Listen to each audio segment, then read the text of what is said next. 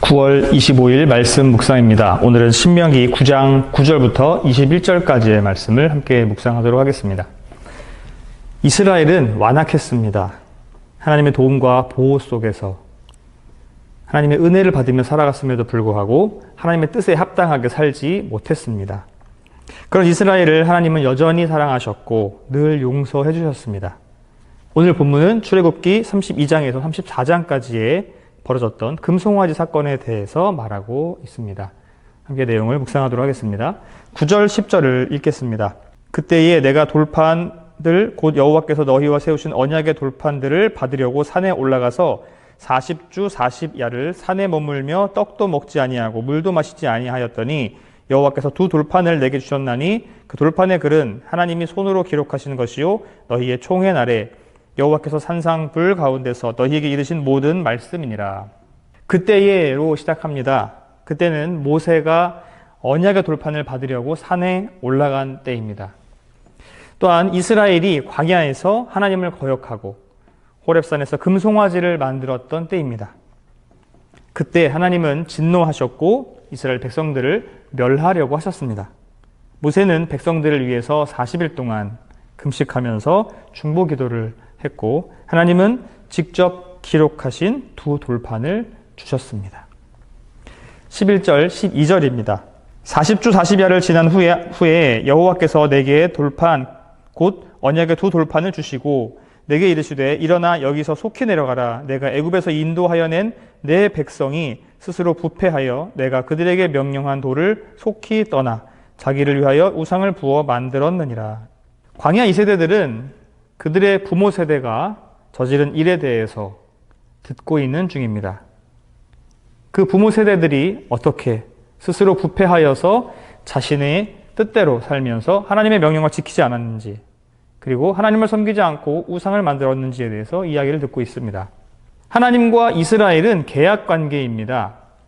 서로 약속을 했다는 것이죠. 하나님은 이스라엘을 지키고 돌보시고 이스라엘은 하나님만 섬기는 것으로 약속을 한 언약 관계입니다.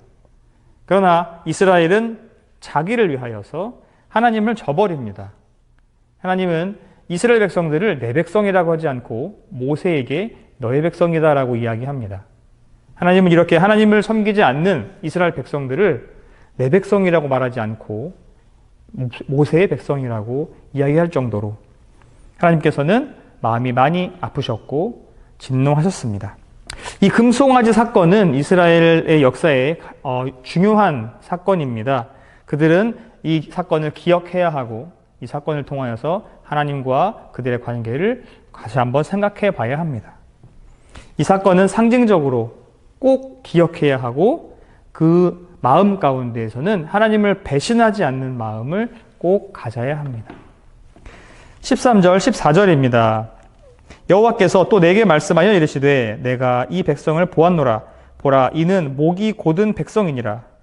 나를 막지 말라. 내가 그들을 멸하여 그들의 이름을 천하에서 없애고 너를 그들보다 강대한 나라가 되게 하리라 하시기로.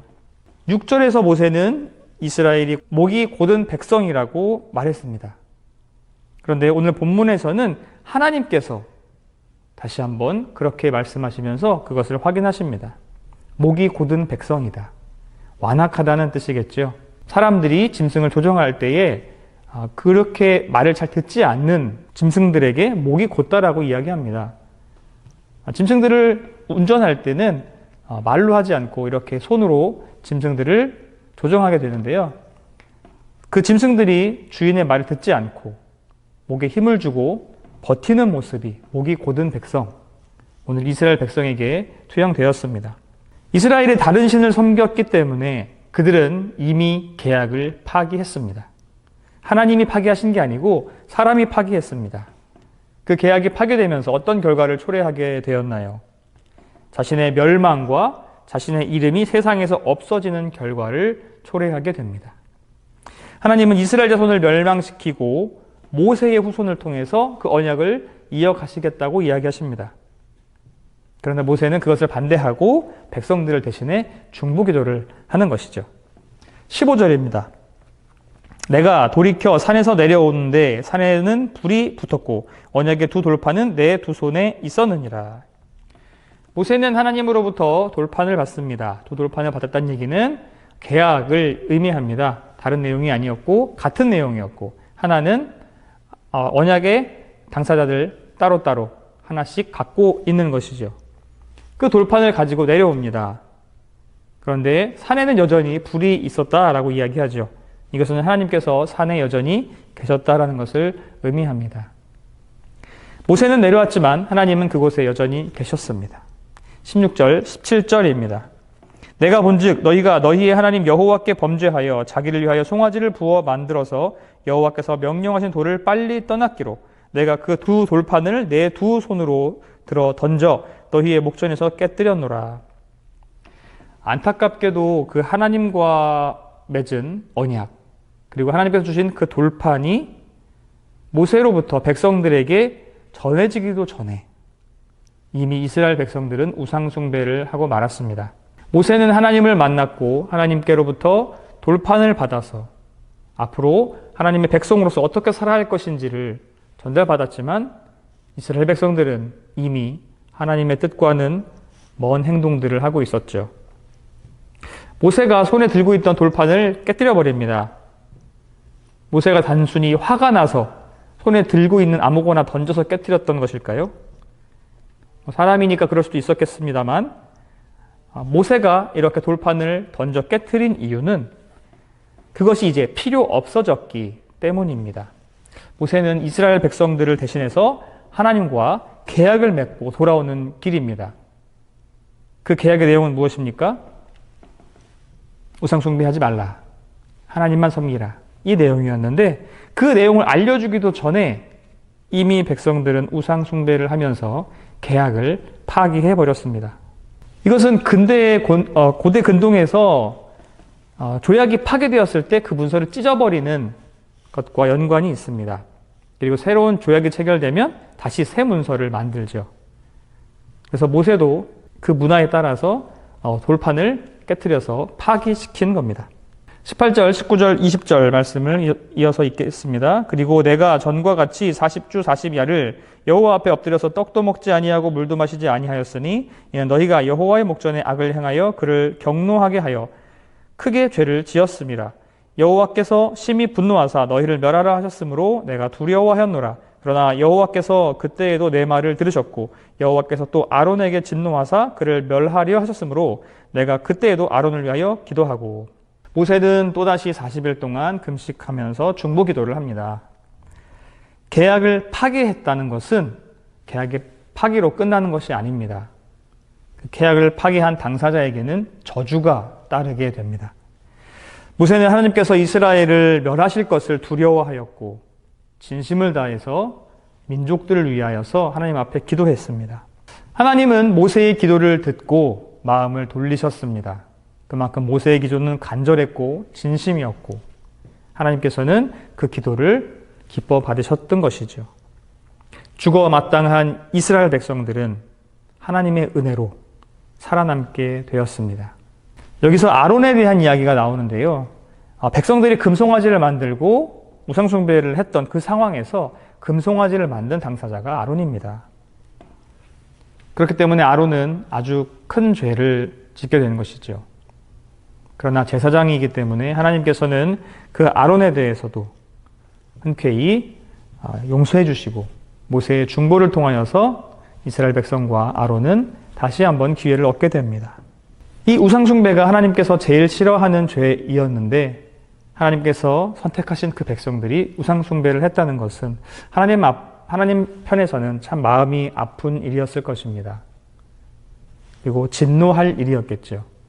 그래서 저주를 통해서 이스라엘 백성들이 끊어져야 함에도 불구하고 그 모세가 진지하게 성실하게 마음을 다하여서 기도했을 때 하나님은 마음을 돌리셨습니다. 이스라엘 백성들이 기도를 한 것이 아니고 이스라엘 백성들이 뉘우쳤다기보다는 모세가 기도한 것에 하나님은 마음을 움직이셨습니다. 우리의 삶도 똑같은 것 같습니다. 우리가 기도를 하고 우리가 회개를 하지 않았어도 예수님의 그 중보로 인하여서 우리가 하나님의 은혜를 받고 저주에서 다시 한번 기회를 얻는 인생이 되었습니다. 우리의 능력이 아니었고 우리의 노력이 아니었습니다. 예수 그리스도의 십자가 보혈로 인하여서 우리는 용서받고 다시 한번 기회를 얻게 된 것이지요. 이스라엘 백성들이 그랬던 것처럼 말입니다. 마지막 21절입니다. 너희의 죄 곧 너희가 만든 송아지를 가져다가 불살라 찢고 티끌같이 가늘게 갈아 그 가루를 산에서 흘러내리는 시내에 뿌렸느니라. 모세가 기도한 후에 금송아지를 불살라서 찢고 갈아서 시내에 뿌렸습니다. 그들이 신이라고 여겼던 금송아지가 형태가 변하게 되었고 부서지게 되었고 가루가 되어서 시내에 버려졌습니다. 형체도 남지 않는 아무것도 아닌 것이죠. 그들이 섬기던 금송아지, 그들이 신이라고 말했던 금송아지는 정말 아무것도 아닌 것이었습니다. 출애굽기에서는 똑같은 이야기를 쓰고 있는데요. 그 가루가 섞인 물, 시내에 뿌린 그 물을 백성들이 먹어야 했습니다. 이것은 자신의 죄를 인정한다는 의미로서 그렇게 하는 것이었죠.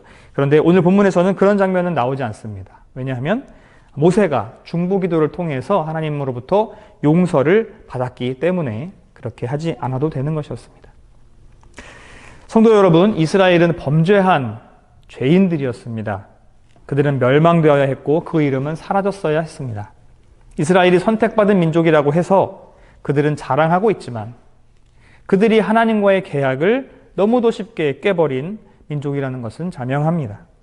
그들의 공로로 여기까지 온 것도 아니고 그들의 능력으로 가나안에 들어가게 되는 것도 아닙니다. 오로지 하나님의 전적인 은혜입니다. 우리는 늘 우리 주위에서 일어나는 모든 것들이 하나님의 은혜의 힘을 잊고 살 때가 많이 있습니다.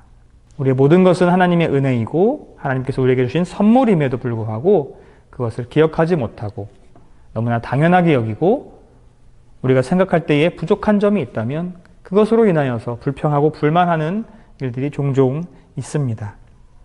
머리로는 잘 알고 있지만 우리 실생활에서는 그 하나님을 잊고 살아가기가 쉽습니다. 작은 일 하나조차도 우리의 능력으로 할 수 없고 우리의 노력으로 되는 것이 없다는 것을 우리가 너무나 잘 알고 있지만 오늘 한 번 더 고백하는 하루가 되었으면 좋겠습니다. 모든 것이 하나님의 은혜입니다. 이렇게 고백하는 하루가 되었으면 좋겠습니다. 약속을 어긴 이스라엘에게 진노하시는 하나님은 오늘도 똑같이 우상 숭배하는 하나님의 자녀들에게 진노하실 것입니다. 우리의 삶에서 아무렇지도 않게 자리 잡은 그 금송아지들, 그것들이 우리에게 있다면 하나님 앞에 빨리 무릎 꿇고 회개하여야 하겠습니다. 그 우상들을 깨부수고 그 우상들을 타파하는 그 노력이 필요하겠습니다. 이스라엘과 아론을 위해 기도하던 그 모세처럼 우리에게는 십자가에 목숨을 내주신 예수님이 있습니다. 우리 우상 숭배로 인해 죽어야 마땅한 우리이지만 예수님의 피값으로 진노에서 벗어난 우리들, 그 은혜에 감사하면서 그 은혜 입은 자로서 오늘 하루를 감사하고 하나님만 섬기겠다고 고백하며 하나님 보시기에 정직하고 선량한 일을 행하는 모든 장자교회가 되시기를 축복합니다.